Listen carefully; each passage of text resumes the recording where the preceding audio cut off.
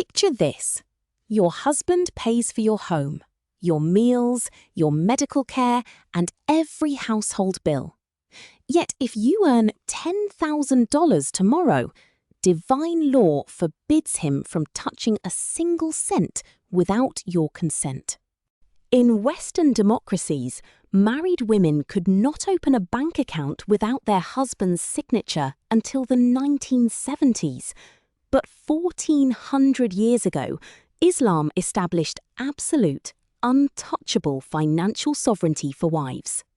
Why did Prophet Muhammad champion female financial autonomy inside a marriage? The answer unlocks 4 keys, and it begins in the scorching desert of Mecca with a woman who out-earned every man in the city. Long before revelation descended, Khadija bint Khuwaylid did not just participate in trade. Her international caravans equaled the cargo of all other Arabian merchants combined. She hired managers, negotiated trade across borders from Yemen to Syria, and retained complete legal ownership of her wealth like a modern venture capitalist. When she married the Prophet, her fortune remained exclusively hers, and when Islam needed support, she funded the movement as a sovereign investor who chose to back the truth on her own terms. Her legacy proved that a wife with her own capital is never a threat to a marriage. She is the fortress that protects it. Reason 1. Sovereign capital builds civilizations. But what about a woman who had to build her income from scratch with her own physical labor? One afternoon, the Prophet told his wives, "The first among you to meet me after my death is the one with the longest arm."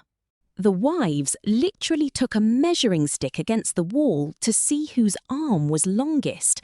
But when Zainab bint Jahsh passed away first, they finally understood the metaphor. Zainab was a skilled leatherworker. She processed hides, crafted goods, and sold them in the market with her own hands, working late into the night.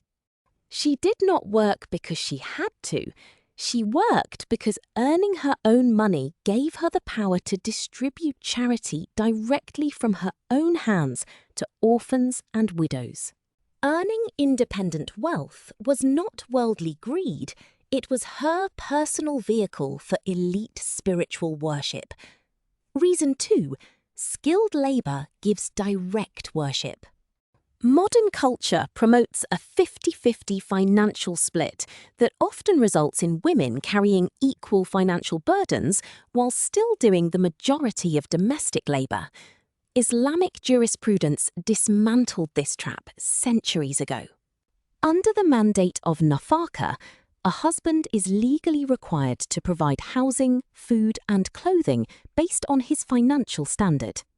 A wife's income, her mahr, and her inheritance are legally immune.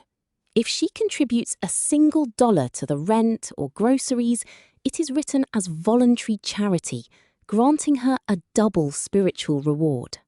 This legal firewall guarantees she can never be financially manipulated, exploited, or left vulnerable. Reason 3. Protection against financial coercion. How did a Muslim woman's private wealth build the greatest educational institution in history? In 859, Fatima al-Fahiri used her inherited wealth to establish the University of Al-Qarawiyyin in Fez, Morocco. Recognized by UNESCO as the oldest degree-granting university on Earth, her money built an intellectual empire that still teaches students today. Holding independent funds also allows a daughter to care for her own biological parents, support her family in emergencies, and fulfill personal ethical duties without asking anyone for permission. Reason 4. Enduring legacy and moral independence. Financial independence is not about separation. It is about having the sovereign power to do good without constraint. The caravan, the artisan hands, the nafaka shield, and the university dome. 4 keys to sovereignty.